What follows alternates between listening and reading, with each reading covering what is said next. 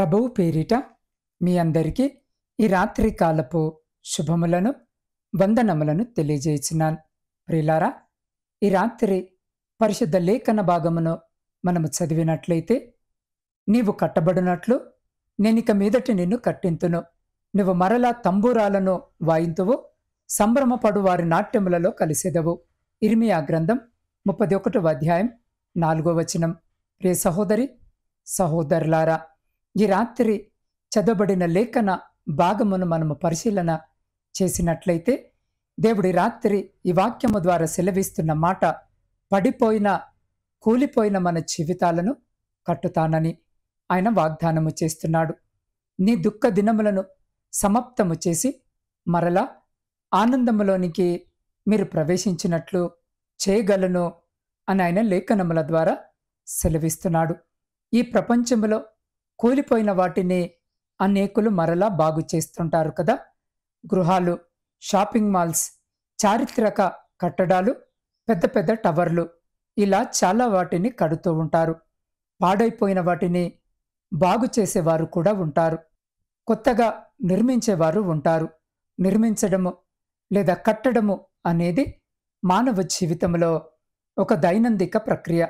ఎంతోమంది నిర్మాణ రంగముపై ఆధారపడి పనిచేస్తూ ఉన్నారు. అయితే మనము ఈ రాత్రి ఆలోచిస్తే, ఎవరినైనా నిర్మాణ రంగంలో ఉన్న వ్యక్తిని మనం అడిగితే, నిర్మించడము అనేది ఒక సాధారణమైన విషయము కాదు. ఒక గృహము కట్టడము అనేది ఒక రోజులో జరిగేది కాదు. దాదాపు 6 నెలల సమయము తీసుకుంటారు. దానిని పూర్తి చేయడానికి దాదాపు 6 నెలల సమయము తీసుకుంటారు దానిని పూర్తి చేయడానికి అని. అవును ప్రియులారా, కొత్తదైతే ఎలాగోలాగూ నిర్మించేస్తారు, కానీ పాడైపోయిన దానిని బాగు చేయాలంటే చాలా కష్టము అని వారు చెబుతూ ఉంటారు.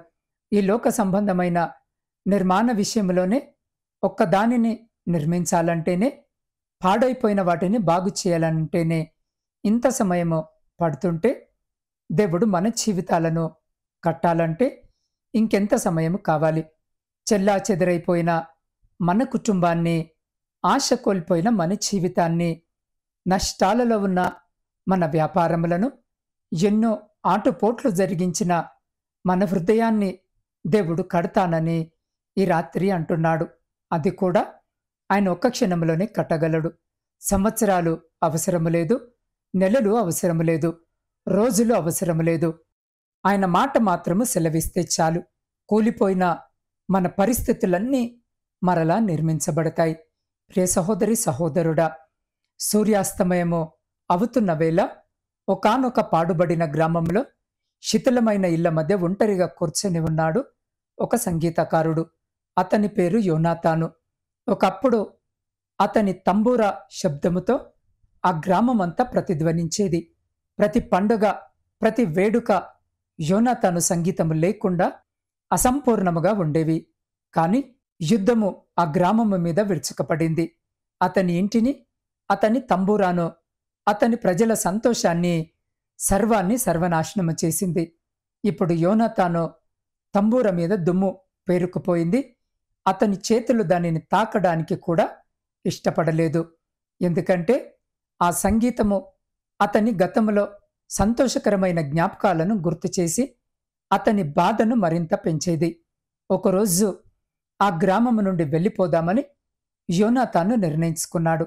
తన తంబూరాను పారవేయడానికి సిద్ధమయ్యాడు. ఆ క్షణములో ఒక ముసలి జ్ఞాని అతనికి ఎదురయ్యాడు. అతని పేరు ఏషెల్. ఏషెల్ యోనాతాను వైపు చూసి, నా ప్రియ కుమారుడా, నువ్వు వెళ్ళిపోతున్నావా అని అడిగాడు. యోనాతాను దుఃఖముతో, అవును తండ్రి, ఈ శిథిలమైన గోడలు నా హృదయాన్ని మరింత ముక్కలు చేస్తున్నాయి. ఈ గ్రామములో ఇక సంతోషము లేదు, సంగీతము లేదు అని అన్నాడు. అప్పుడు ఏషెల్ మెల్లగా నవ్వి, నీ గ్రామము శిథిలమై ఉండొచ్చు, కానీ దేవుడు నిన్ను తిరిగి కట్టడానికి సిద్ధముగా ఉన్నాడు. నీ గ్రామము తిరిగి కట్టబడుతుంది, నీ హృదయము తిరిగి నిండుతుంది. నీ తంబురాను పారేయకు, ఎందుకంటే అది మళ్ళా సంతోషకరమైన పాటలను పాడుతుంది. సంభ్రమపడు వారి నాట్యములలో నువ్వు తిరిగి కలుస్తావు అని అన్నాడు. ఈ మాటలు యోనాతానుకు ఆశ్చర్యాన్ని కలిగించాయి. ఆశే లేకుండా నిరాశలో ఉన్న అతని మాటలు ఒక కొత్త ఆశను కలిగించాయి. ఏషెల్ మాటలను నమ్మిన యోనాతాను తిరిగి తన తంబురాను తీసుకున్నాడు. తన గ్రామాన్ని విడిచి వెళ్ళలేదు. ప్రతిరోజు ఆ శిథిలమైన తన ఇంట్లో కూర్చొని ఆ పాత పాటలను మళ్ళీ పాడుతూ కొత్త పాటలను స్వరపరచడం మొదలుపెట్టాడు. మొదట ఆ శబ్దాలు నిస్సారంగా అనిపించినా క్రమముగా అతని నైపుణ్యము తిరిగి వచ్చింది. ఆ గ్రామము పునర్నిర్మాణం కూడా మొదలైంది. ప్రజలు ఒక్కొక్కరుగా తిరిగి రావడం మొదలుపెట్టారు. ఒకరోజు యోనాతాను తంబుర శబ్దాన్ని విని కొందరు ప్రజలు అతని దగ్గరకు వచ్చారు. వారతని సంగీతానికి నాట్యము చేయడం మొదలుపెట్టారు. ఇది ఒక సంబరములా మారింది. ఈ నాట్యములో యోనాతాను కూడా వారితో చేరి ఆనందముగా నృత్యము చేశాడు.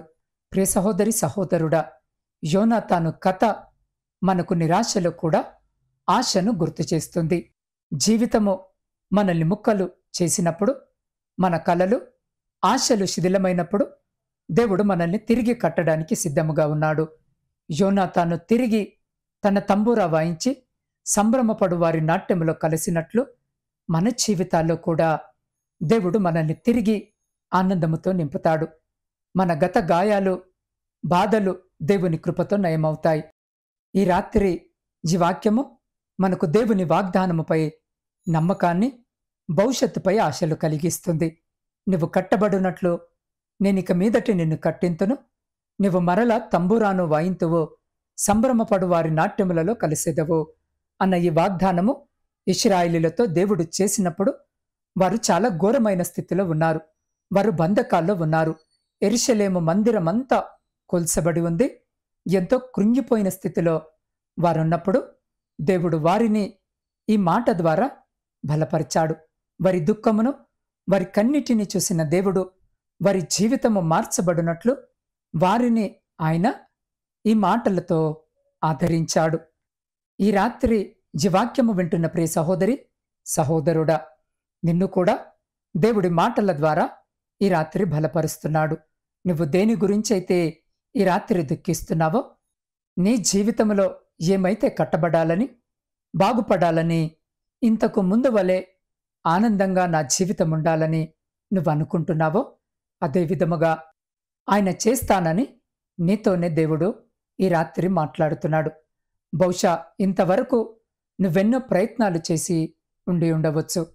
నీ జీవితము మార్పు చెందాలని, నీవు మంచి ఉద్యోగము సంపాదించాలని, నీ వ్యాపారంలో మంచి స్థానములో నీవుండాలని, నీ భర్తల మార్పును చూడాలని, నీ భార్య నిన్ను ప్రేమించాలని, నీ బిడ్డలు నీ మాట వినాలని, నీకు న్యాయము జరగాలని ఎన్నో ప్రయత్నాలు ఇలా నీవు చేసి ఉండొచ్చు. ఎంతోమంది సహాయము నువ్వు తీసుకొని కూడా ఉండొచ్చు. అయినా సరే నువ్వనుకున్న స్థానాన్ని చేరలేకపోతున్నావు. నీ కుటుంబాన్ని కట్టుకోలేకపోతున్నావు. ఆర్థిక పరంగా ఎదగలేకపోతున్నావు. అన్నీ కూడా ఓటములనే చూస్తున్నావు. కానీ ప్రియ సహోదరి సహోదరుడా, ఈ రాత్రి నువ్వు చేయబోయే ప్రతి ఒక్క ప్రయత్నములో దేవుడు నీతో కూడా ఉన్నాడు. సర్వసృష్టికర్త అయిన దేవుడు నీతో ఉన్నాడు. సర్వశక్తిమంతుడైన యేసయ్య నీకు తోడుగా ఉన్నాడు. అందు నిమిత్తమనే వాక్యము ద్వారా సెలవిస్తున్నాడు. నీవు కట్టబడినట్లు నేనిక మీదటి నిన్ను కట్టింతును అని. అనగా నీవు అభివృద్ధి చెందినట్లు ఆయన నిన్ను అభివృద్ధి చేస్తాడు. నీవు ఉద్యోగము పొందుకున్నట్లు ఆయన నీకు ఉద్యోగమునిస్తాడు. నీ కుటుంబము సంతోషముగా ఉండునట్లు ఆయన నీ కుటుంబంలో అల్లజడులన్నీ తీసేస్తాడు. నీకున్న వ్యాధులు పోవునట్లు ఆయన నీకు స్వస్థతనిస్తాడు. నీ హృదయము నెమ్మదిగా ఉండునట్లు యేసయ్య నీకు శాంతి సమాధానాలు అనుగ్రహిస్తాడు. మరలా నువ్వు ఆనందముతో నువ్వున్నత స్థానంలో ఉండునట్లు, నువ్వు జీవము కలిగిన దేవుణ్ణి అనగా ఆయనలో నువ్వు సంతోషించినట్లు ఆయన నిన్ను చేస్తాడు. కాబట్టి ప్రియ సహోదరి సహోదరుడా, మనుషులను చూసి వారి మాటలను విని బలహీనపడిపోకు.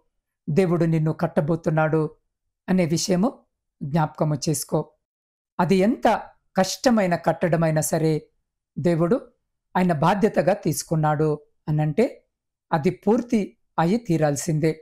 ఎటువంటి సాకులు, ఎటువంటి అడ్డంకులు దానికి ఉండవు. కాబట్టి దేవుని మీద ఆధారపడి ముందుకు సాగు. విజయము నీదే. దేవుడు ఈ రాత్రి ఈ విన్న మాటలను దీవించి మన హృదయాలలో ఫలభరితముగా చేయలాగున ఈ రాత్రి జీవాక్యము వినిచిన మీరు ఏ స్థితిలో ఉన్నా, ఏ స్థలములో ఉన్నా అదే చోటు, అదే స్థితిలో నిలబడి కళ్ళు మూసుకొని తలలు వంచి నాతో పాటు ప్రార్థనలో ఏకీభవించండి. సర్వోన్నతుడా, సర్వశక్తిమంతుడవైన మా ప్రియ పరలోకపు పరమ తండ్రి, మీ శ్రేష్టమైన జీవము కలిగిన నామాన్ని బట్టి స్తుతులు, స్తోత్రాలు, వందనాలను చెల్లించుకొనుచున్నాం. తండ్రి, ఈ భూమిని ఆకాశమును నోటి ద్వారా కలుగజేసిన పూజ్యుడా, మీకే స్తుతులు, స్తోత్రాలు. తండ్రి, రాత్రి వాక్యము ద్వారా మీరు నాతో మాతో మాట్లాడారు. అవును ప్రభువా, మేము కట్టబడినట్లు ఇక మీదట మీరు కట్టింతురని, మా జీవితంలో సంతోషమును దయచేయగల దేవుడవని, మేము చేసే ప్రతి ప్రయత్నాన్ని సఫలపరిచే దేవుడవని. అవును ప్రభువా, మేము కట్టబడినట్లు తండ్రి ఇక మీదట మీరు కట్టింతురని, మీరు మరలా తండ్రి మా జీవితంలో సంతోషమును దయచేయగల దేవుడవని, మేము చేసే ప్రతి ప్రయత్నాన్ని సఫలపరిచే దేవుడవని వాక్యము ద్వారా సూటిగా తేటగా మాతో మాట్లాడి మమ్మల్ని బలపరిచి, ధైర్యపరిచి, ఆదరించి, ప్రోత్సహించినటువంటి మీ అమూల్యమైన వాక్కులను బట్టి మీకే స్తుతులు, స్తోత్రాలు. అవును నా తండ్రి, ఈ రాత్రి ఎంతమంది బిడ్డలైతే సమస్యలతో, ఇరుకులతో, ఇబ్బందులతో, వేదనతో, బాధతో ఉన్నారో ప్రభువా, ప్రతి బిడ్డకు మీ పరిశుద్ధ నామములో విడుదల దయచేయండి. అయ్యా, వారిని మీరే ధైర్యపరచండి. వారి జీవితంలో గొప్ప కార్యాలను మీరు జరిగించి వారి సమస్తమును మీ కృపలో భద్రపరచమని మీ పాద సన్నిధిలో వేడుకొనుచున్నాం. దేవా, ఈ గాఢాంధకారమైన చీకటిలో ప్రయాణాలు చేస్తున్న ప్రతి బిడ్డ ప్రయాణమును మీరు జ్ఞాపకము చేసుకుని క్షేమకరమైన ప్రయాణము దయచేయమని వేడుకొంచున్నాం. శారీరక, మానసిక బలహీనతలతో ఇబ్బందులను ఎదుర్కొంటున్న ప్రతి బిడ్డను ముట్టి శీఘ్రమైన స్వస్థతను, మంచి ఆరోగ్యమును దయచేయమని వేడుకొంచున్నాం. ఆ బిడ్డలకు పరిచర్య చేస్తున్న ప్రతి బిడ్డను, వారి కుటుంబాలను కూడా జ్ఞాపకము చేసుకోమని వేడుకొంచున్నాం. వ్యవసాయదారులను జ్ఞాపకము చేసుకోనండి. వారి సమస్తమును మీ కృపలో భద్రపరచండి. ఉద్యోగము లేని ప్రతి బిడ్డని రాత్రి జ్ఞాపకము చేసుకొని రేపటి నూతన దినమున అయా నూతన ఉద్యోగముతో బిడ్డలను ఆశీర్వదించమని వేడుకొనుచున్నాం. దేవ, విద్యార్థుల కొరకు ప్రత్యేకంగా ప్రార్థిస్తున్నాం. బిడ్డలని రాత్రి జ్ఞాపకము చేసుకొని అయా మంచి జ్ఞానాన్ని, జ్ఞాపక శక్తిని, ఆయురారోగ్యాలను దయచేసి బిడ్డలందరినీ మీ కృపలో భద్రపరచమని వేడుకొంచున్నాం. అయా, ఆర్థిక సమస్యలు, అప్పుల భారముతో నలిగిన స్థితిలో కన్నీరు విడుస్తూ మీ పాద సన్నిధిలో మోకరించి మీ వైపు చూస్తూ అయా వారి ప్రార్థన విన్నపాలను మీ పాద సన్నిధిలో పెట్టుచుండగా ఈ రాత్రి వారి ప్రతి విజ్ఞాపనను మీరు ఆలకించి అంగీకరించి వారి జీవితాలలో, వారి కుటుంబాలలో ఉన్న ప్రతి విధమైన ఆర్థిక బంధకాల నుంచి బిడ్డలను విడిపించమని వేడుకొనిచున్నాం. గర్భఫలములు లేక కన్నీటితో మీ వైపు చూస్తున్న ప్రతి బిడ్డ గర్భాన్ని ముట్టి బిడ్డలకు గర్భఫలము దయచేయమని వేడుకొనిచున్నాం. దేవా, సైన్యములో ఉండి దేశాన్ని కాపాడుతున్న ప్రతి సైనికుని చుట్టూ మీ కంచె వేసి ప్రతి శత్రువు, ప్రతి అపాయం నుంచి మీరు బిడ్డల్ని కాపాడి వారిని, వారి కుటుంబాలను మీ బలమైన రెక్కల చాటున భద్రపరచమని వేడుకొనిచున్నాం. దేవా, కుటుంబ పోషణకై కుటుంబాలను వదిలి దూరదేశాలలో ఉద్యోగాలు చేసుకుంటున్న ప్రతి బిడ్డ కొరకు ప్రార్థిస్తున్నాం. వ్యాపారాలు చేసుకుంటున్న బిడ్డల కొరకును ప్రార్థిస్తున్నాం. ఈ రాత్రి బిడ్డలను జ్ఞాపకము చేసుకొని వారి చేతుల కష్టార్జితమును ఆశీర్వదించి వారిని, వారి కుటుంబాలను మీ బలమైన రెక్కల చాటున భద్రపరచమని వేడుకొనిచున్నాం. దేవా, మీ సేవకుల కొరకును, సేవకురాండ్ర కొరకును, వారి కుటుంబాలు, వారి పరిచర్య ఎంతటి కొరకును ప్రార్థిస్తున్నాం. ఈ రాత్రి బిడ్డలను జ్ఞాపకము చేసుకునండి. అయా, ఏ ప్రాంతంలో మీ సువార్త పరిచర్య జరిగించబడుటలేదో ఆయా ప్రాంతాలకు మీ బిడ్డలను బలపరిచి నడిపించి వారి ద్వారా చోట రక్షణ సువార్త అందించబడి అనేకులు మీ రక్షణ సువార్త విని అయా మీ సిలువ మార్గంలో నడిచే శక్తిని బిడ్డలకు దయచేయమని వేడుకొనిచున్నాం. దేవ, సొంత గృహాల కొరకు ఆశ కలిగి మీ వైపు చూస్తున్న ప్రతి బిడ్డ కోరికను తీర్చండి. వృద్ధుల కొరకును, వితంతుల కొరకును, శ్రమలను అనుభవిస్తున్న బిడ్డలందరి కొరకును ప్రార్థిస్తున్నాం. ఈ రాత్రి బిడ్డలకు తోడుగా ఉండమని వేడుకొంచున్నాం. అయా, వివాహాల కొరకు సిద్ధపడుతున్న బిడ్డల కొరకు ప్రార్థిస్తున్నాను. వివాహాలు జరగక, సరి అయిన సంబంధాలు రాక, అయా ఈ రాత్రి మీ సహాయం కొరకు మీ వైపు చూస్తున్న బిడ్డలను కూడా జ్ఞాపకము చేసుకొని కావలసిన సహాయము దయచేయమని వేడుకొనిచున్నాం. దేవ, ప్రపంచంలో శాంతిని, సమాధానాన్ని కలిగించి విడిపోయిన విచ్ఛిన్నమైన ప్రతి కుటుంబాన్ని తిరిగి కట్టుమని వేడుకొనిచున్నాం. అయా, ప్రాముఖ్యంగా ఈ రాత్రి నా ఆత్మీయ కుటుంబ సభ్యులందరి కొరకును ప్రత్యేకంగా ప్రార్థిస్తున్నాను. ప్రతి బిడ్డని మీ హస్తాల్లో పెడుతున్నాను. ఈ రాత్రి బిడ్డలను జ్ఞాపకము చేసుకోనండి. అయా, వారి ప్రతి ప్రార్థనను మీరు అంగీకరించి ఆలకించి వారి జీవితంలో కొదవగా ఉన్న ప్రతిదీ సమృద్ధిగా బిడ్డలకు దయచేయమని వేడుకొనిచున్నాం. దేవా, ఈ గాఢాంధకారమైన చీకటిలో మేము నిద్రించినగా మా గృహాల చుట్టూను, మా ఆత్మీయుల గృహాల చుట్టూను, మా ఇరుగు పొరుగు వారి గృహాల చుట్టూను మీ అగ్ని కంచె వేసి ప్రతి బిడ్డను మీ దేవదూతల రెక్కల చాటున భద్రపరిచి ప్రతి అంధకార సంబంధమైన శక్తులన్నిటి నుండి మీరే సంరక్షించి కాపాడి, మీ చిత్తమైతే, మీరాకడ ఆలస్యమైతే ఎన్నికలేని మమ్ములను మరొక శ్రేష్టమైన నూతన దినములోనికి ప్రవేశింపజేయమని మా రక్షకుడును మీ ప్రియకుమారుడైన యేసుక్రీస్తు సర్వశక్తి కలిగిన నామమున ప్రార్థించి స్తుతించి అడిగి పొందుకొని ఉన్నాము తండ్రి. ఆమేన్.